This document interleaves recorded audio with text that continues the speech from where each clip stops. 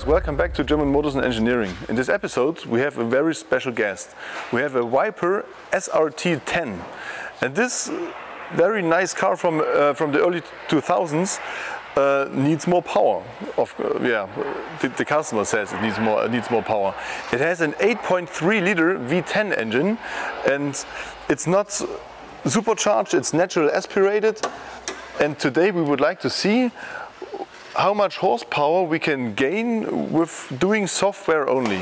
We don't want to do new hardware, because such a Viper is already expensive enough.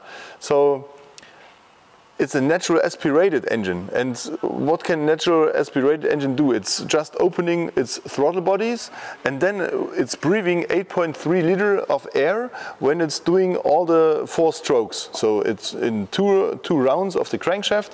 It's breathing 8.3 liter when the throttle body is fully open, and we can only optimize the combustion. So we are injecting fuel, and the engine computer determines how much fuel it should inject for that amount of air that it's breathing.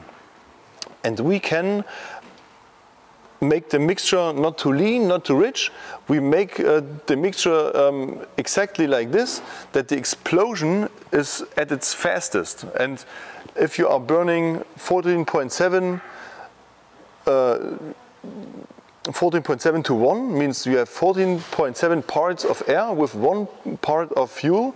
This is the mixture which burns the best in case of being ecologic. And when you are mixing more fuel to that air, then you have a mixture which is rich, and a rich mixture burns faster, and we need a fast explosion to put more power to the piston. But we don't want to be too rich, because after a certain point the velocity of the explosion slows down again. So we need to find that sweet spot where the explosion is fast enough, and therefore we need to optimize the mixture. We cannot change the amount of air, but we can optimize the mixture between fuel and air. And what we also can do is find the best time to enlight this mixture over our spark plug. We have the opportunity with this engine computer controlled engine to determine when this spark should happen. And a spark usually happens before the piston is at its top dead center, because the explosion takes a certain time to develop, and the explosion should meet the piston when it's at its top point, to have 180 crank degrees to bring that power from the explosion on the piston, and the piston brings it via the rod on the crankshaft. And usually those spark maps are made in a way that it's not optimal, because such a car can drive in Alaska, it can drive in the desert, it can drive with very bad fuel. So the manufacturers are making their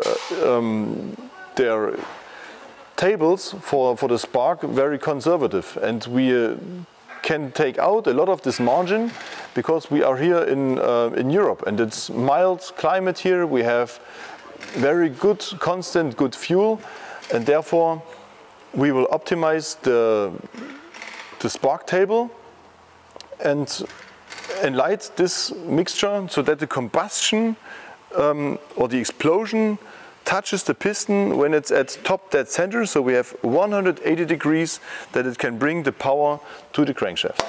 And when we have such a hood open right now, let's take a little look at the build biology of such a Viper. Many people think that the Viper is only an American muscle car which has a big engine, but no chance to bring that power down to the road. But it's not that way.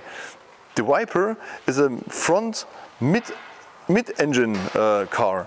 So if you draw a line from the center of the wheels, then the engine starts behind the front axle, and because of that reason you have a nearly 50-by-50 weight distribution between the front and the rear axle, and this makes the Viper such a great car. It's like the Corvette. The Corvette has a front mid-engine transaxle, but it has exactly 50-50 weight distribution, and I think the Viper, we measured it a few years ago on the scales. It was 52 by 84 or something like that, but it's nearly 50-50 weight distribution. And it has a plastic body, so it can never rust, and it can never get any dents. Yeah, and of course, the axles of that car, it is not a solid axle as many of you think in the rear. It has an independent double wishbone suspension, and with a double wishbone and double A-arm suspension, this is one of the best suspensions that you can have. And there are only a few cars on the market which have this type of suspension, because it's very expensive, and when you want to make money as a manufacturer, you usually try not to put the most expensive parts in a car. You are putting the parts in a car which make the most money for your pocket. So the Viper isn't that way. The Viper is built to be a race car, and it's not only a muscle car with a big engine, it's also a very good sports car.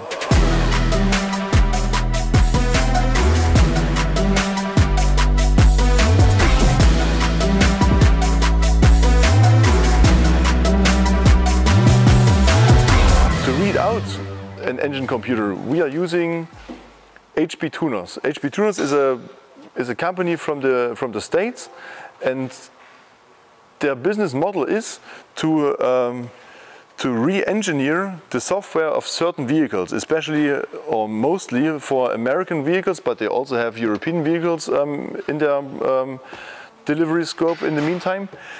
And they are giving us and you the opportunity, after the software is being read, to change the software and then put it back to the car. To read it, you can download this HPtuners software for free, and the only thing that you need to purchase is a certain amount of credits to write the software again on your vehicle, and then you can write it as often as you want, and you need to purchase an interface. And this interface connects one side to the computer and the other side to the OBD2 port, to the diagnostic port of your car. And you find that one always under the instrument panel on every car I know. And you just need to connect it, switch on the ignition, and then we can see which computers we find. We click on the Gather Info button and then wait for a few seconds. It's reading into the bus of that car, and the only computer that it's finding is the engine computer. And this one we would like to read out. There's an error message because of the radio, and some of these cars have the radio connected to the bus system, and it's important to pull the fuse of your radio, not to disturb the read and write process of such a car. So therefore disconnect the radio, or at least pull the radio fuse, and then click on OK. And that's the process. It takes about 3.5 minutes to read out the engine computer, and when this is done, we can look into the software and see what we can optimize. The read is done. I did save it on my laptop, and the tables which we should modify we find under fuel and power enrichment. Power enrichment, here's the table which tells us how much it's enriching over the RPM under full throttle. A factor by 1 means that it's not enriching, and for example this here at the very last point, 1.35, means that it's putting 35% more fuel in it, and 35% of more fuel is so rich that it's already on a point where the ignition is sometimes or has sometimes issues to light up the mixture. 1.35 is much too rich to be powerful. It's only cooling the inside of the engine with a lot of fuel, and so so already in this table we have the chance to get more power out of it by reducing the amount of enrichment to a level where it makes sense. And this here makes no sense. What else do we have? We have spark, and under spark we have the warm spark table, and this one looks like this. We have the RPM and we have the manifold pressure. Manifold pressure you have to imagine in a way that when the throttle body is closed, then the pistons try to pull air, but through a closed throttle body they cannot breathe any air. So you have a pressure which is very low. It's below atmosphere. Atmosphere is around 100. And when you are idling, then you have no vacuum, but you are going in direction of a vacuum. So we should be between these two lines, between 15 and 25, something there. And the idle RPM is below 1000. So here in that region we are idling. And 16 means 16 degree of spark. Spark is always been determined in crank degree before top dead center. When the piston moves up and down, the crankshaft rotates, and when it's rotating up, then you have 16 crank degrees before the piston is on its top center, and this is our idle spark angle. And we are not doing measuring or we are needing any power under idle. So what we want is power at the top end, and the top end means the top end of the RPM range and under full throttle. When you're opening the throttle body, all the air of the atmosphere can stream into the engine, and this is here.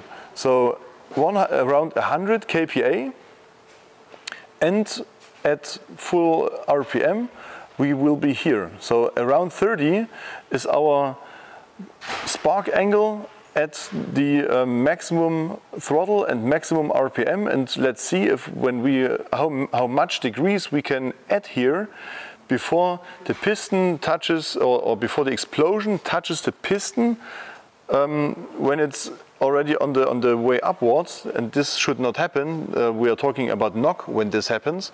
So we can only add the amount of spark until both are meeting at top dead center. And why is here more angle as there? Why do we have 30 degree spark angle under full throttle and only 16 degree spark angle under idle? This is because you have to imagine when the throttle is closed and the pistons are pulling air, but they do not get any air, then you have a very thin air. So you have only a few O2 molecules per volume, and only a little bit of fuel. And this very thin mixture has an explosion which is very slow. It moves very slow, and therefore we don't need to, and also the engine is revving very slow, and therefore the point when it needs to be enlightened is only 16 degrees. When you imagine you have